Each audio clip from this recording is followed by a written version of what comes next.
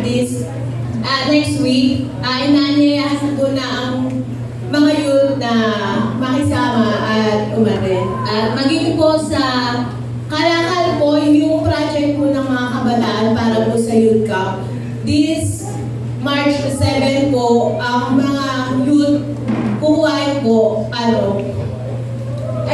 collecting na po ng mga kalakal. Tapos, ayan po, inaanyayahan ko po na ang bawat kabataan na magbigay ulit ng handog para sa inyo. Kumakatok po muli kami sa inyong mga puso.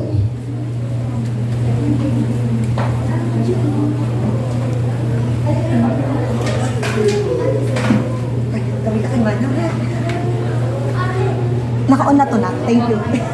Okay.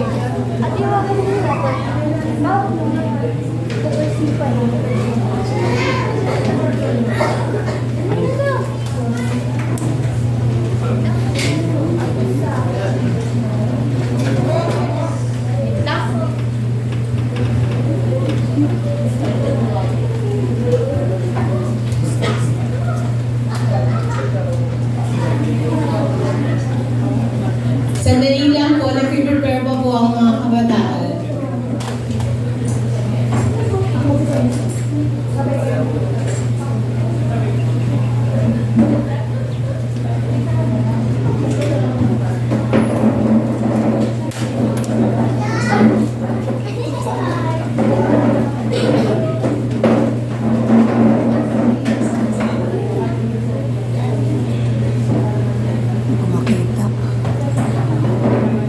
Usod mo pa yung chair. Usod pa. Ano? O, okay lang yan. Kasi hindi ko kayo makuha na camera. Okay. Here. Ang buhay ni Ningning at ni Ningning na sasama sa youth camp at ang isa hindi sasama sa youth camp. Uy, kaibigan! Gusto niyo ba sumama sa youth camp? Kakalapin niya sa April 1 Dubai. Sa Vegas yun! Malamig doon! Masaya dyan? Oo! Tara na! Sorry naman! Tara na! Tayo ka na! Ang buhay ni Ningning na nasa youth camp. Tara, sigaw tayo mga bata! Tara!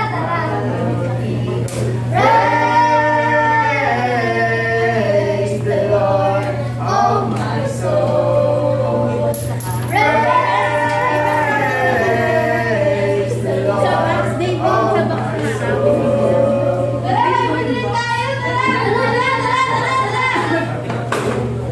Ready na ba kayo sa Bible drill? Okay, ang ating talata ay Genesis 1:1. Genesis 1:1. Nang pasimula, nilikha ng Diyos ang langit at lupa. Pinanalo na! Ito naman ang buhay ni Ningning na hindi sumama sa youth camp.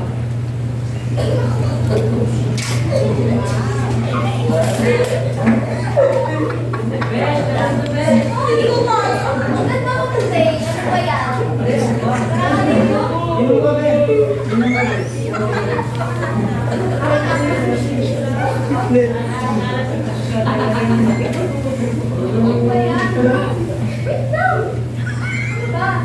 Ay, arte mo naman. Ay, ayusin mo naman. Joke lang. Nakapag-break tayo. Hindi, sorry na. Ay! Makalipas ang 5 araw, muling nagkita si Ningning at si Naineng.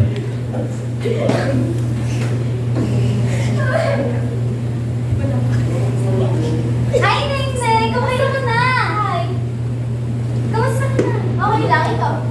Ang sayo ka. Alam mo ba, nanalo ka sa youth camp first place, Bible Drill. Talaga? Oo! Bakit? Ano? Bakit? Bakit?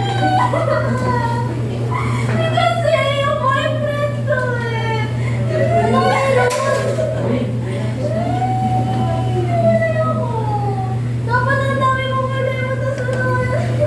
Gusto mo bang maging maayos sa buhay mo? Gusto mo bang sagutin si Jesus Christ? Tara, manalangin tayo. In Jesus' name. Huwag ka. Huwag ka nang malungkot.